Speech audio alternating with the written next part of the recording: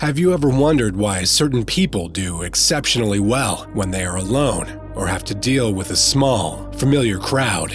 And do these same people become immobilized or just lose their brilliance when they have to do the same things in the presence of others? On the flip side, have you also met people who were not so spectacular in their ordinary, everyday interactions, but became spectacular examples of brilliance when they were confronted with a complex challenge or had to address a huge and diverse crowd? Students have been known to be extraordinary and just about average students in their day-to-day learning until they had to sit for a complex exam, and their genius simply emerged. The reactions of these people are not really a function of their hidden talents and abilities. They are simply the ability to respond and react appropriately to crises when they show up. Deploying an excellent response to a crisis can become one of the greatest skills a person should learn. This is because crises must come, but how well you deal with them or run away from them will determine if you become a beneficiary of the crisis presented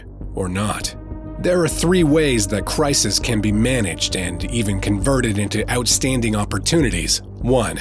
You have got to learn to practice without pressure. In our schools, the office where our jobs are done, or the gym where we go to get in shape, there is a subtle or, in some cases, very obvious application of pressure. You are forced to read so you can get a good grade and end up with a nice job. At the gym, the instructor tells you how much bench pressing you need to do, or what diet to avoid to get in shape. However, this brilliant and scientifically proven ideology explains that the best of people comes out when they learn under so much pressure. In a bid to better demonstrate this, Dr. Edward C. Tolman, a foremost psychologist who popularized the latent learning theory, found out that humans and animals have brain maps. These maps become broader when the learning process happens under little or no pressure. However, when pressure is applied, the map narrows and leaves the learner with a crude approach to resolving the challenge. For instance, a man with no swimming skills who is suddenly thrown into the water might beat about with his feet in a state of panic and desperation and end up surviving. However, the world should not expect that person to be the next Michael Phelps. This is largely because he got out of the water in a survival mode. Unfortunately, that is not a swimming technique. If the same person is thrown into a larger body of water, he is likely to drown because he has not developed the requisite skills to conquer the water.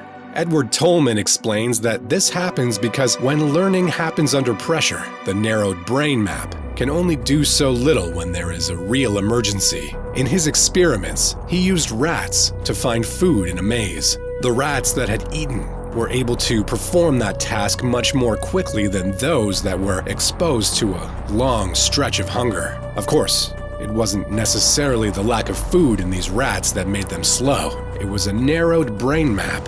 They were acting under intense pressure from hunger, and so their search within the maze was uncoordinated and without precision. Every man who stood out in their venture usually spent time alone practicing and honing their skills. Since they were alone, they were not under pressure to perform or impress anyone. It was Bruce Lee who said, "I fear not the man who has practiced 10,000 kicks once, but I fear the man who has practiced one kick 10,000 times." The concept usually referred to as shadow boxing entails carrying out your act, practicing your skill countless times without an iota of pressure, and personally determining the outcome within you before you ever step out to confront the world. 2. The second thing about doing well in times of crisis is that crisis brings power. This sounds like an odd statement, but it holds a lot of truth. In his study on the many sources of power, physical, emotional, mental, and spiritual, he discovered that when specific crisis arose, people seemed to release more energy or abilities to deal with them. Instead of caving in, they rose to the occasion and did exceptionally well. Let's attempt to explain it this way. When a student desires to go to college, he is most likely expected to take an exam. In this context, the examination is a crisis that must be overcome.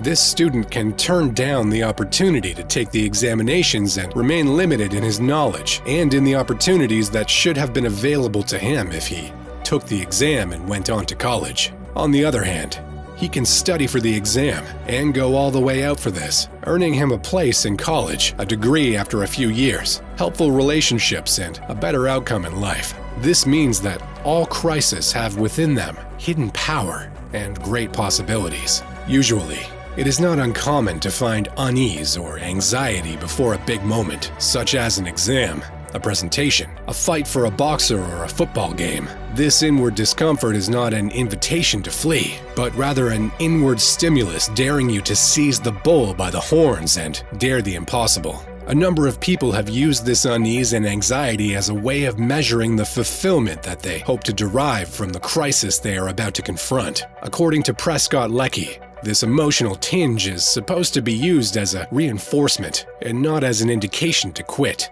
Keep your goal in view and use the uncertainty rumbling in the pit of your stomach to execute your goal with determination and force.